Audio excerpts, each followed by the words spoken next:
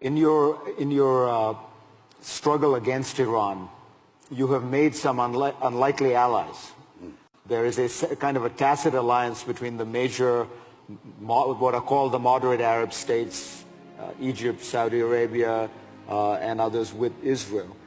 Is that an awkward situation to be in, given that Saudi Arabia is an Islamic state? It practices many of the forms of Islam that people regard as highly puritanical, quasi-medieval, even medieval.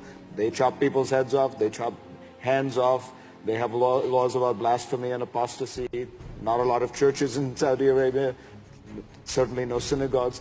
How comfortable are you with that tacit alliance?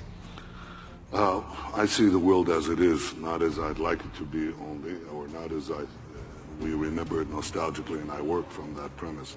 I think Saudi Arabia recognizes today that it needs a path to reform as well, and they see, as do many in the Arab world, that they see Israel as an ally rather than as an enemy because of the two principal threats that threaten them.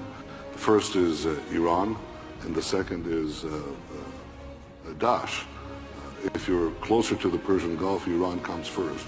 If you move to North Africa, to Egypt, Daesh comes first. But there's always a second. And so when they look around and they say, well, who can help us in this battle that threatens our very future? Obviously, Israel and these Sunni Arab states are not on opposite sides. That's natural. That, I think, tells you there's a bigger story. I said this yesterday. I went with my wife to a dinner, the opening dinner here, and I met some of our European friends, including members of the EU. And I said, look, I have one request, that the EU policy shaped in Brussels, not the individual European countries, but the EU policy vis-a-vis Israel and the Palestinians merely reflect now the prevailing Arab policy to Israel and the Palestinians. There is a great shift taking place, and it might be. We used to think that if we solved the Palestinian-Israeli conflict, it would solve the larger Israeli-Arab conflict.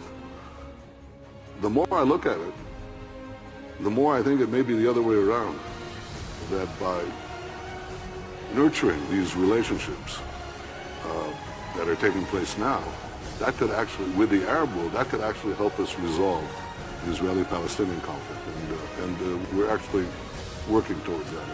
And the most dramatic change, without a doubt, is the relationship that is beginning to develop between Israel and most of our Arab neighbors in order to fashion a Middle East free of the dominance of militant Islam.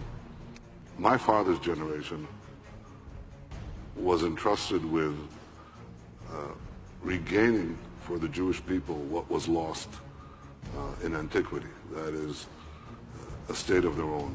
My generation is charged with protecting and nurturing what was regained.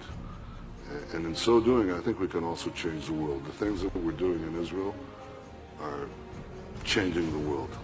You know, they're changing it in medicine, they're changing it in communications, they're changing it in cyber, they're changing it just in so many things that can benefit our neighbors and the rest of humanity.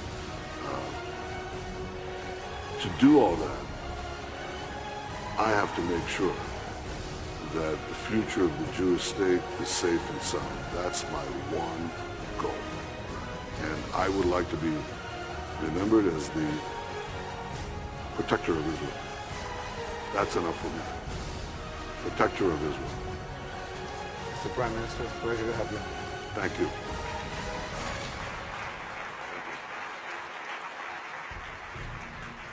Thank you all very much. Thank you.